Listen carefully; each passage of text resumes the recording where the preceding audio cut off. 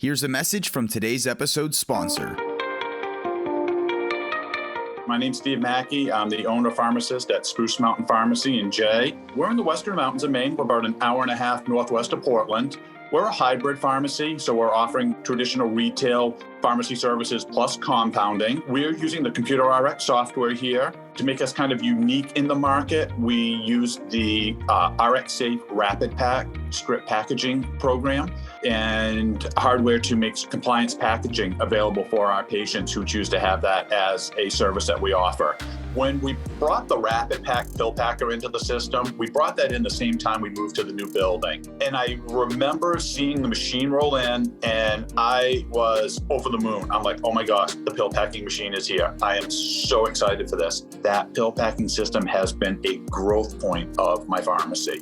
To learn more about how the RX Safe Rapid Pack system can help improve your pharmacy's efficiency and revenue, visit rxsafe.com. That's rxsafe.com.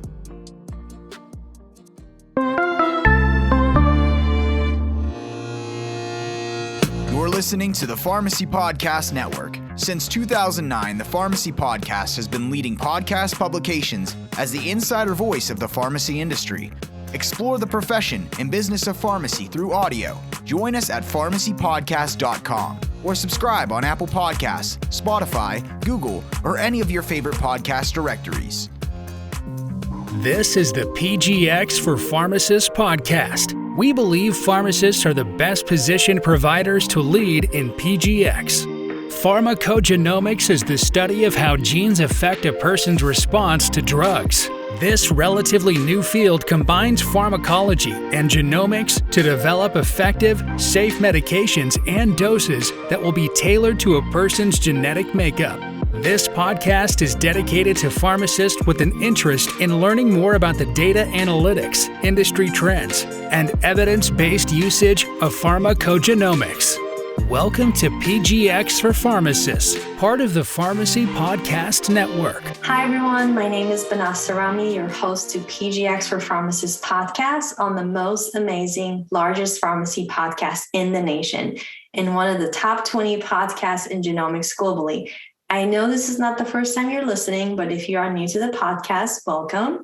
I'm a pharmacogenomics medical science liaison focused on creating clinical content and educating clinicians on the value of PGX and giving clinical guidance for better patient outcome, because this is how we're going to move PGX forward. Also want to provide personalized mentorship for pharmacists that want to create their PGX career path.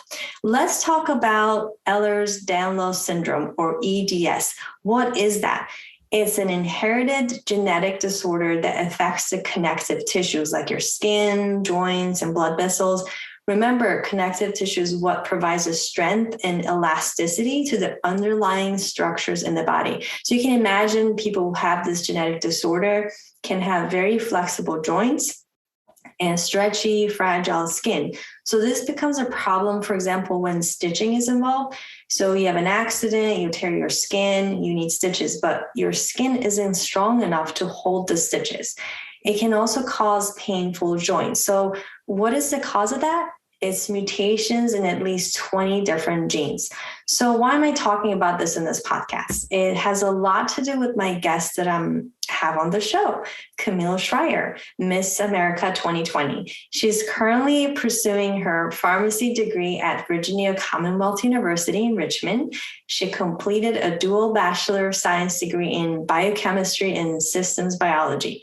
Camille blew up the on-stage talent competition with highly engaging and entertaining version of the catalytic decomposition of hydrogen peroxide. Okay, let me repeat that. Catalytic decomposition of hydrogen peroxide. We might have to have her explain that. And that won her Miss Virginia in June 2019 and then Miss America in December 2019 live on NBC. While competing for the job, Camille wanted it known that Miss America can be a scientist and a scientist can be Miss America. I love that. So you can imagine she became viral sensation, approached by several Fortune 50 companies. She has created a legacy for herself in a very short time. She's not only the first woman to win the title using science as a talent, but also the only Miss America to speak in the General Assembly of the UN, to become grounded by global pandemic, and to be asked to serve for 2 full years as a direct result of COVID-19. Since then, Camille has focused on advocating for her social initiative that's called Mind Your Meds, drug safety and abuse prevention from pediatrics to geriatrics, which a major focus on the opioid epidemic, as well as for exciting youth in the area of STEM. Just last year, Camille launched her own science education brand called Her Royal Scientist, which furthers her goal to inspire and educate youth and normalize females in science roles. She also works to raise awareness of the genetic condition that impacts her life, Ehlers-Danlos syndrome, that I mentioned earlier. So thank you, Camille, for coming on the show. I'm delighted to have you. I know listeners are excited about this podcast to come out and hear your story. And I have to say, I'm so grateful that you're using the platform you're given in so many positive ways. I appreciate that. And I know our listeners are too. Oh, awesome. Thank you so much for having me. It's a pleasure to be able to talk about all of this. Clearly, I've had quite an interesting journey, both in my academic life and my personal life. And gosh, it's given me such incredible opportunities to be able to do a lot more than I ever expected to at a young age. So I'm very grateful. Yeah, we appreciate you. So, well, first off, I know this question has been asked a lot probably, but can you tell us about why you decided to enter Miss America? This is actually a really funny question because I never thought that I would do this. So I wasn't the little girl that grew up doing pageants. There's this stereotype that people, I think, assume that I did this my entire life. I did a couple pageants when I was in high school. And the thing is, they really helped me to kind of break out of my shell. I was kind of a quiet kid. I really wanted to keep to myself and kind of like do academic things. That was kind of who I was. And they helped me kind of break out of my comfort zone and learn how to communicate and talk to people that I didn't know, and how to interview at like age 15. So I started doing them about the age 15, 16, and then continued to do them until I went to college. And then I'm kind of like I'm a pretty focused academic person. And so I'm like, okay, I'm going to college now. I don't need to do this anymore. And I never did any like serious pageants, ones that kind of really helped shape me as a young woman. But Miss America is that one that everyone, if you have a crown on your head, everyone's going to ask you, are you Miss America? Because that's the one that everyone knows. And it's been around for literally 100 years. In 2021, the program turned 100 years old. Wow. So it's a cultural icon in America. And I never imagined that I could be a part of it for a lot of reasons. One was the focus on the body part that really, in my opinion, came from the swimsuit competition and putting a lot of, I think, negative pressure on young women to look a certain way and behave in a certain way that I didn't necessarily feel aligned with who I was. And secondly, there was a talent competition, and I'm not someone that has a traditional fine arts like performing talent or any kind of those typical performing talents that we would typically see at Miss America. And so I kind of counted myself out of it.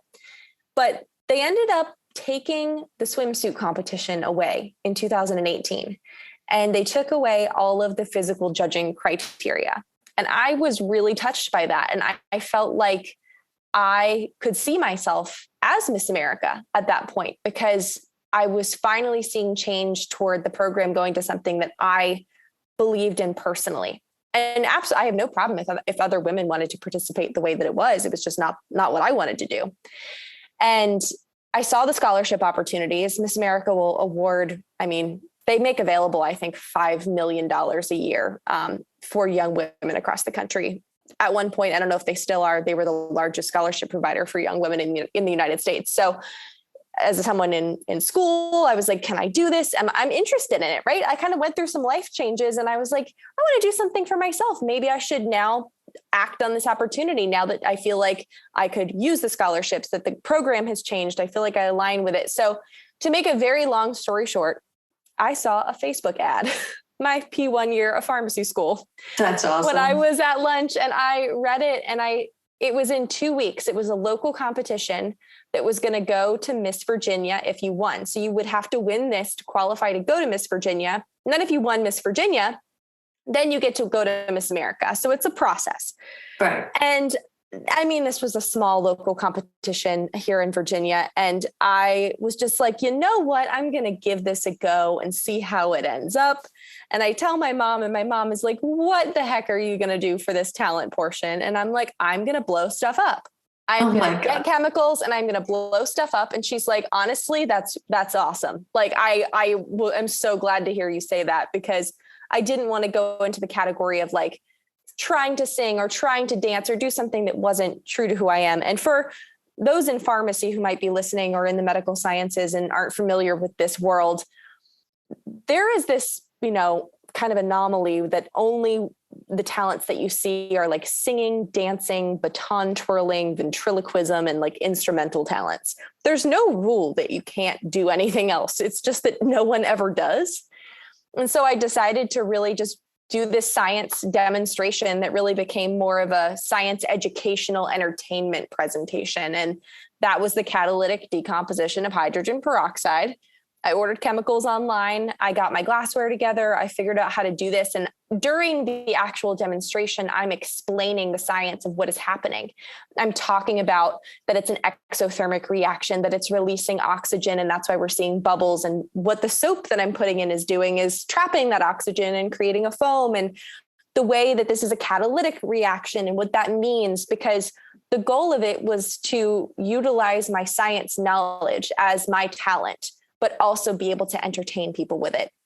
And I was hoping that people in the competition would be able to see me in a school, right? Talking to kids and spreading my love of science with especially young women. And I think that is what I did. So I will say it worked. It did.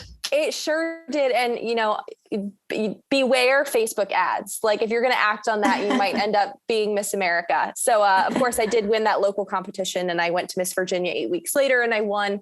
And then 6 months later, I won Miss America. So started with a Facebook ad and turned into Miss America about 8 months later, which was pretty insane.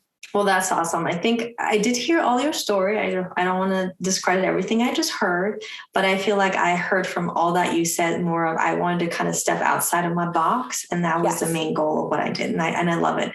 I think more people need to do that, because the talent is there. It just needs to be tapped into.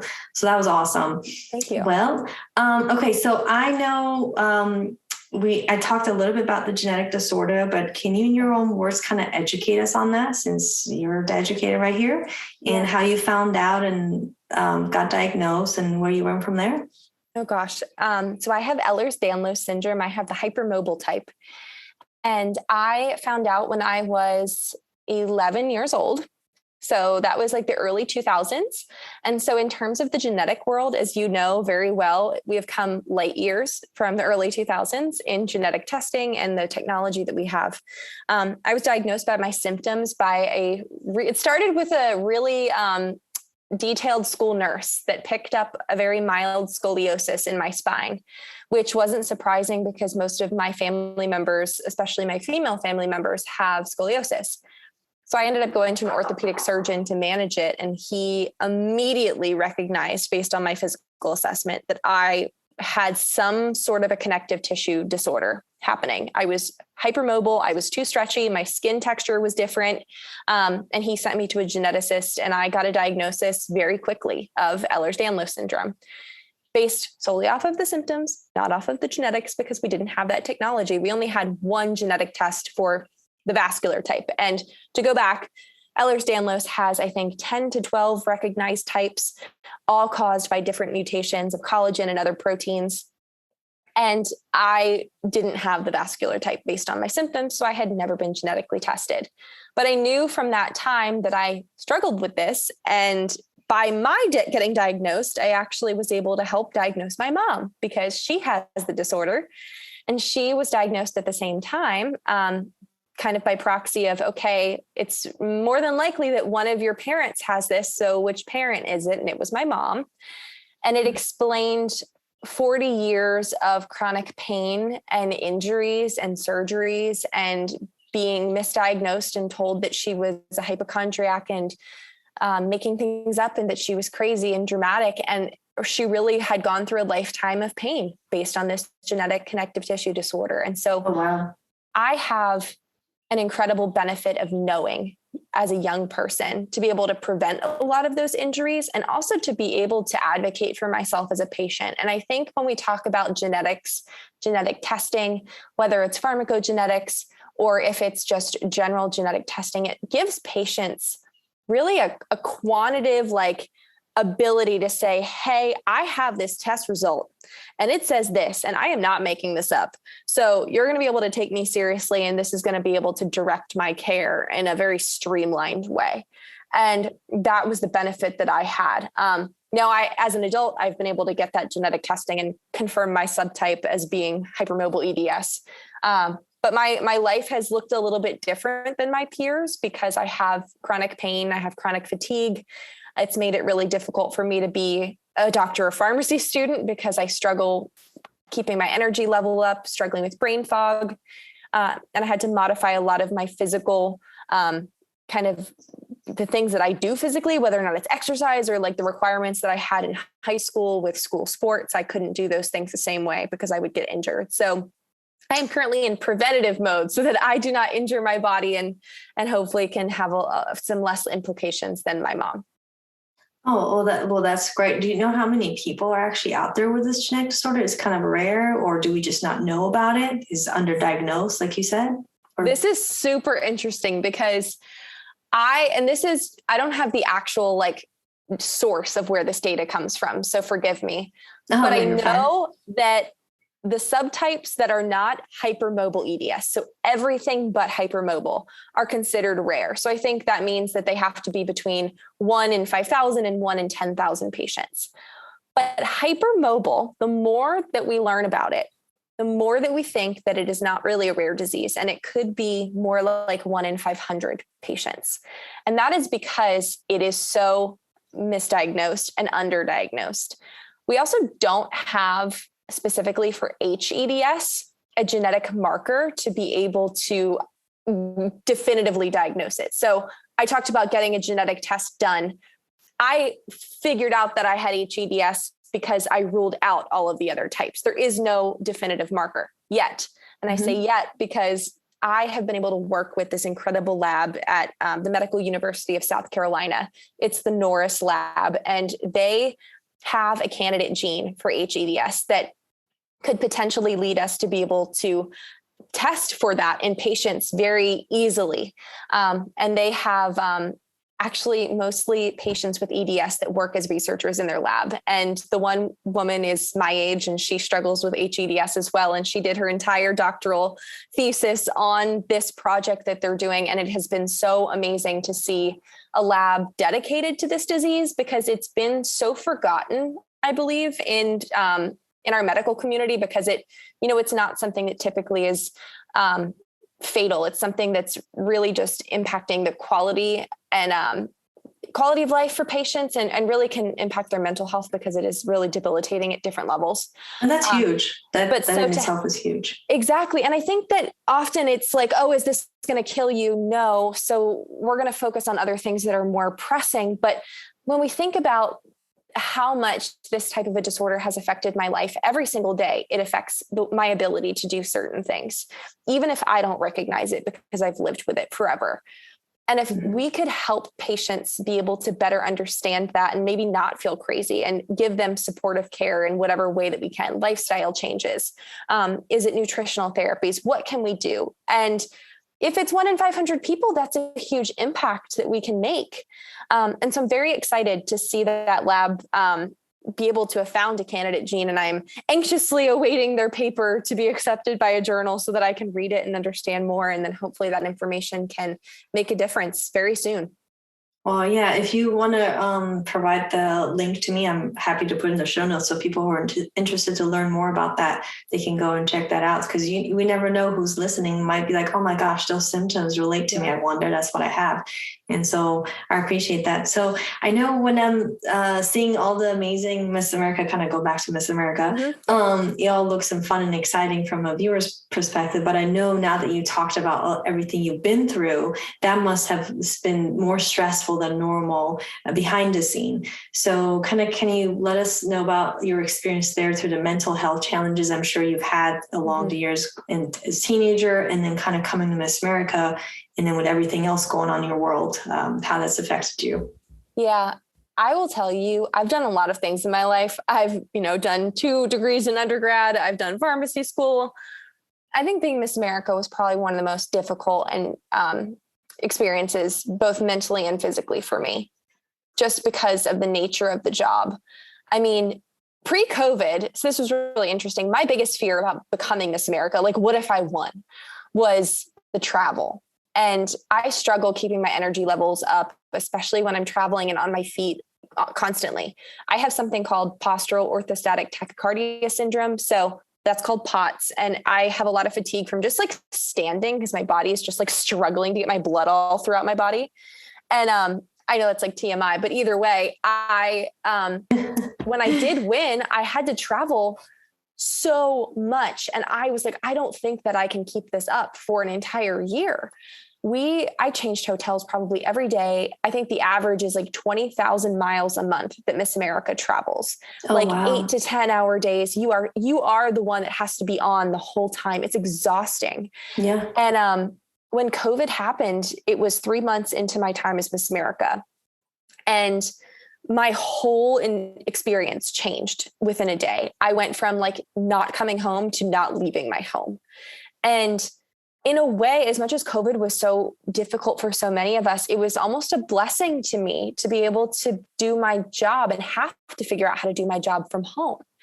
And a lot of people asked me constantly if I was disappointed by that being my Miss America experience. And I cannot express how grateful I am that that is what my experience ended up being. It allowed me to manage my physical, emotional, and mental health in such a more, streamlined way. The other part of the mental health with Miss America that's something I never really thought about, but should have, is the public criticism that comes along with the job. I had been someone that has struggled with my mental health for probably my whole life, but more so since my teenage years. And I had gotten it really well under control. And I will tell you that the experience of being Miss America was a huge trigger for me, because you're then opened up to this platform of having people be able to like berate you on the internet, like directly. People are not shy. They will say some really terrible things directly to you in a comment or in a message. And then you see people online just constantly like, it feels like they're criticizing you for every single thing that you do. And it's hard to overlook those and see the positive comments and the positive messages that you do get, because everybody has an expectation of what they think that you should do and how you should do the job and what you should do and what you should look like and how you should act. And that was hard for me to adjust to, because I think one of the reasons I've been successful in my life is because I'm really cognizant of how I make other people feel. I want to make sure that I'm doing the best job and making people feel excited and happy about the work that I'm doing. And I'm very, I want to say that I'm pretty empathetic to other people's feelings. I can tell when people aren't happy, and I want to make everyone happy. And I know that that's not realistic all the time, but when you then put that on a huge scale, it's really hard to ignore if you're already that person that cares a lot about what other people think. Not necessarily of you, but when you're representing a historical organization and you're Miss America and you're trying to do the best job and do this to the best of your ability and represent the organization. So it was hard for me. It really was. And I had to kind of take a step back a lot and say, does this really matter in the long run? Is anyone really going to remember in 10 or 15 years, if they liked my dress? No one cares. I don't care.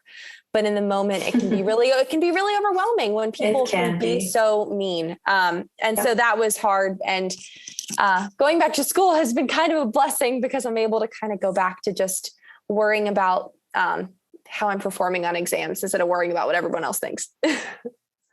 Yeah, no, it takes a lot of mental strength to be able to bypass those. You can hear one time, twice, 10 times. I can't speak from experience because I'm not nowhere near where you're at, but I think it does get to you. So you have to be mentally, emotionally strong, which is great because you're going to always have that you're zoomed in on all the time.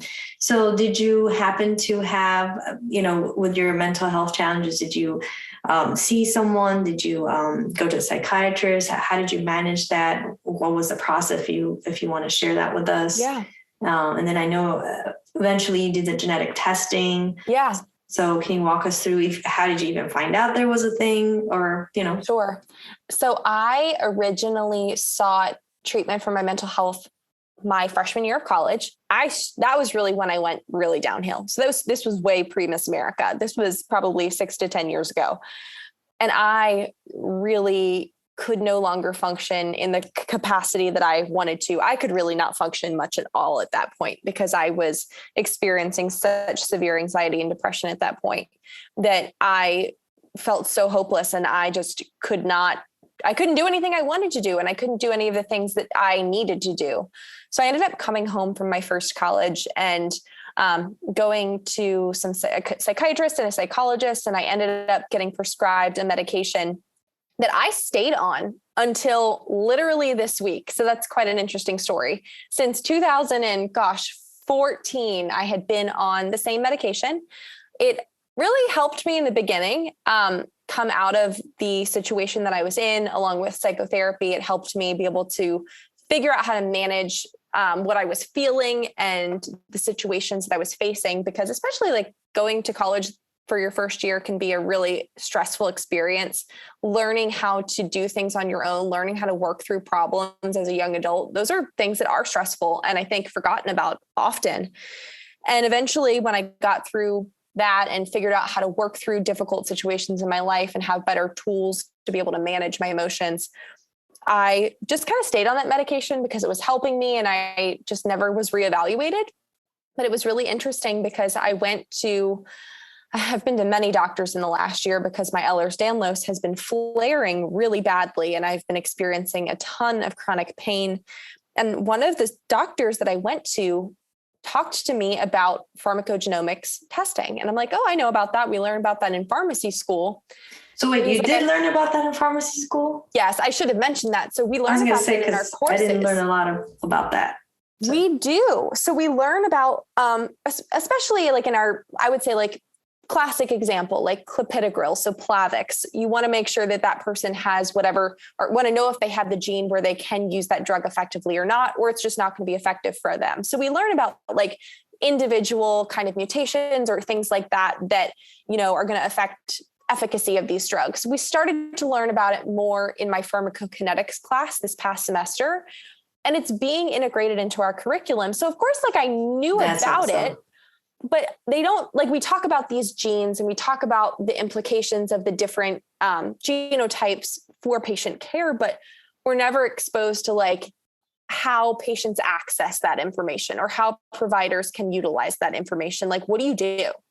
And having that provider that I went to say, hey, I'd like to do this pharmacogenomics testing. I didn't even know that it existed yet. Like I didn't guess in my mind, I was like, is this just a research thing? Like, do we use this in practice? I didn't have any, reference of how this would actually be used in patient care. And he talked to me about how I was already on an SSRI. And so maybe this could help me better understand if that medicine was even working for me. I mean, I had been on it for so long, but was it actually doing anything at that point? Right. And then also as someone with chronic pain, being able to understand maybe the implications of my genetics in the way that I metabolize pain medications. And I said, oh my gosh, of course I'd love to do this, for my own interest. First of all, I love genetics. I have a genetic disorder. I always want to learn more about the way that my body is going to change the way I experience life every day. But also because I was quite literally on these medications and had struggled with mental health for so long. I'm like, what a perfect time to do this. And getting the report, it was so interesting because literally the medication I had been on for 10 years was one of the ones that was listed as likely not being the most effective for me. And there were so many other options that could have been more effective. And I think maybe if I had that information when I originally had been seen, my entire experience with my mental health could have been different. And so we ended up changing my medication, and I just changed it this week. So I'm really excited to see if I'm going to have, a better outcome. And I've done really well for the past few years on the medication that I am on. And I wonder how much better I could do and how much better I could feel every day if I was on something that helped me even more and that was more effective and more personalized to the care that, I need.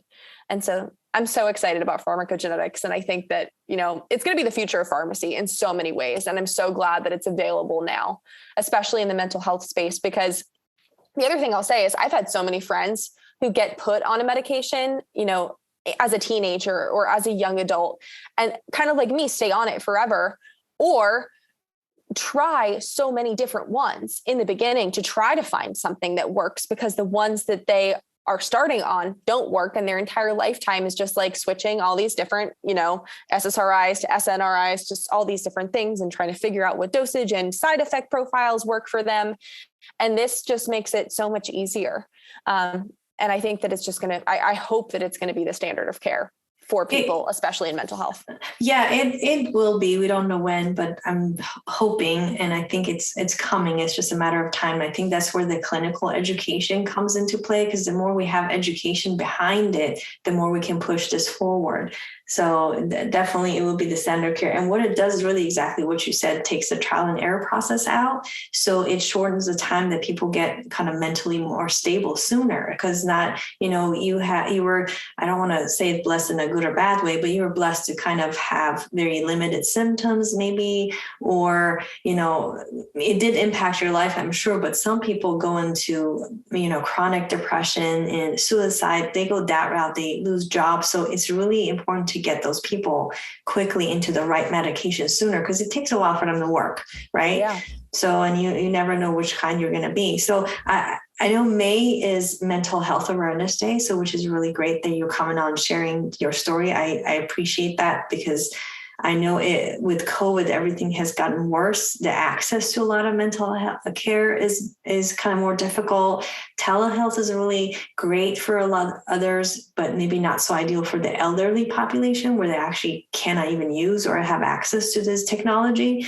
So I appreciate you being vulnerable and sharing your personal story. So I think I kind of go back a little bit as to, I know you have your own business, or starting your business working with kids, and then all the way to geriatric population. Is that related to kind of this whole educating about everything like science and genetics, or what is that business you're working on? If you can tell us a little bit about that. Yeah. So I have kind of two different projects that I work on. I do a lot of advocacy around medication safety and abuse prevention, from pediatrics to geriatrics. That's my program called Mind Your Meds. And that's really an educational program that I do, that I did as Miss America, and that I will continue to do as a pharmacy student and, beyond when I am a pharmacist. And I talk a lot about, specifically with substance use disorders in that space, and the opioid epidemic. So the opioid epidemic is something that's really hit hard, especially in my area. I'm local to Philadelphia, Pennsylvania, and now I'm in Virginia, and especially Southwest Virginia and the Appalachian Mountains. It's just something that's really affected our communities. And frankly, everywhere in the United States, it's a huge problem. And it's something that I wanted to talk about on a national level. So that's that space. But I also do this really fun program called Her Royal Scientist, which is my way to do science education and enrichment for kids, especially across the country. And I just launched this really awesome science kit with COSI, which is the Columbus Science Center in Columbus, Ohio. And we do a lot of science experiential education with those kids. And so the point of this is, my goal in all of what I do is to explain the relevance of science to the people that I meet, how science affects the opioid epidemic and the science of substance use disorder. How does science affect our everyday lives? And, how is it going to change how we live our lives with environmental science, with development of new medications? I hope in every single experience that I have, that whether or not it's a child, an adult, a geriatric population patient, that they will understand the relevance of the science in every single thing that I get to do with them. And that's what I'm really passionate about, because that's what helped me focus on what I wanted out of, my own education. It helped me decide that I wanted to do pharmacy. It helped me get through those tough classes to understand the relevance of what I was learning and why it was important. So that's kind of what I'm doing, but I'm really excited. I will tell you about the Royal Scientist stuff that I'm doing now. And it's something that I've realized was really important since the time I was Miss America, to be able to show a really strong female role model in science. And the program really helps girls realize that they can be a science princess. There is literally a crown involved with a beaker in it, and allows them to kind of be that princess, but also be able to solve science problems and not have to choose between being super feminine and still being a science loving woman. And the kits that I've created have some demonstrations in them for the girls to do that include like chromatography paper flowers, which is one of my favorite. And it's really for elementary school kids. And if anyone's listening and wants to purchase them for one of your a little girl in your life, you can buy them at cosi.org/kits. It's an incredible project that I have wanted to do for a long time. And I've had such an incredible opportunity to be able to do with COSI in Columbus, Ohio. Yeah, and if you can provide that for me, I can put it in the show notes too, so people can click on it and go there. Please do. Yeah, because I know we have 2 little girls, so I can probably. I shouldn't say little, but 9 and 11. I don't know if that's little or not. Oh, but it's the right age for it. It is the right age. So is that also genetic education in there? Are you incorporating some genetics in there? There's not genetics in the box, but I have done actually some might be a DNA kind of cool DNA thing. Well, I was going to say one of the really fun videos that I did during my time as Miss America, which still lives on my YouTube channel, is doing making DNA with Twizzlers and colored marshmallows to talk about the importance of like the different nucleotides and how they pair with each other, and how like A pairs with T and C pairs with G, and what a gene is. And, if I have blue eyes, I can use this sequence. And if I have brown eyes, I can use this sequence. And then it's something that you can eat. So I've gotten to do that demonstration. I did not create that demonstration. Your own DNA. I like it. Well, it really is a fun way to be able to kind of bring those concepts into a young child, to say, did you know that what is DNA? Like, did you know that your DNA has a backbone and that it has these little tiny components that help to kind of spell out these genes? And I think just having that type of overview, even at a young age, can start to imprint the importance of genetics and science and what that means to them from a younger age. That I got that chance to be able to do that when I was a kid. And that helped me really understand what I liked and excited me and inspired me to want to take the career path that I did. And genetics has just always been something that I've been really interested in. Despite the fact that it's not like directly my career, it does touch, of course, pharmacy and my life in so many ways that I'm always interested in learning more. So yeah, if anyone wants to see the DNA candy video, it's on my YouTube, so you can check it out. Video. I'm just really happy to know that from where you came from, which is based your story, I wasn't there, but you were this, would you say shy, or was you used a better term than shy, kind of not very social, maybe I used the wrong word, but you've come so far and you're actually putting yourself out there. So that's just really nice and amazing to me. That's awesome. I know you shared a lot, but I think that's the gist of that's a really important thing, that you came from this little, I call it shell. Excuse me if I didn't call it well, but I like to call it a little shell. And then you blossom into this awesome person that you're very vulnerable, sharing your personal story, personal journey, and then trying to help and, use your platform again, like I said, really nicely. So I know I'm grateful, appreciative of you on that. So just to kind of circle it back, since this is a PGX podcast, but everything you said is actually very relatable, because science is really key and PGX is part of science. But why do you think, or how can you maybe educate more peers around you, whether that's students or pharmacy students or, your friends, neighbors, your doctors, things like that, since you have that platform, to read more and educate themselves more about the topic of PGX, so they can actually incorporate that in their practice if it's relevant to their patient. So how do you see yourself, or maybe doing that, or where do you see the challenges are if you've seen it?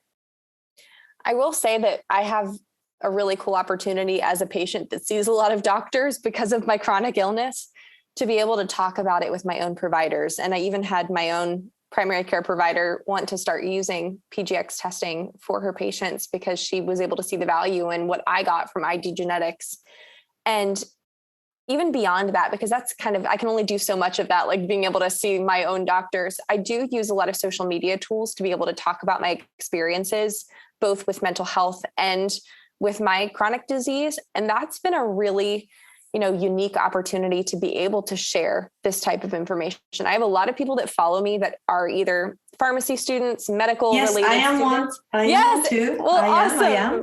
And so that's a great place for me to be able to share that information. And for me, social media is a place where I'm able to share the things that I'm doing, but also I want to share things that are meaningful and important. And that's a place where I'm able to share that. And so I will say throughout the advocacy that I have done, I always kind of carry those little tools with me of like, okay, this is what you can do to make this issue better. So like when I'm talking about, hey, I've struggled with mental health for my whole life. And if you want to do something to make a difference in this, here are the things that you can do. And incorporating PGX testing is absolutely now on my list of saying like, this is a tool that you can use to make a direct difference in your patient or in your own life, and being able to help even patients understand the value of this information for their own healthcare and provide them and empower them with information to be able to make decisions in their own care. And so that's really what I get to do, having the type of platform that I do have, but then also with my fellow students, being able to talk about it as a peer.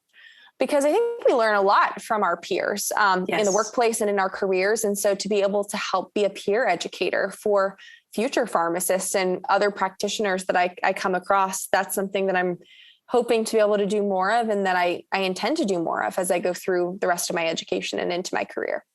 Well, we appreciate that. And I know you've shared a lot with us, but what do you think, what do you hope the audience listening to the show, your one key takeaway? I know there's a lot of key takeaways that they can take away from the show from you. Like it could be a pharmacy student, it could be organizations listening. We have a lot of listeners. So what's the one thing you want them to take away from the show from you? I will say I have always been out of the box since I was a very little kid. Right. I've always done things differently. I've lived my whole life doing things differently. And I think for a long time, I felt like that was bad, that I should be like everybody else. And that I could obviously tell that I was different from the people around me.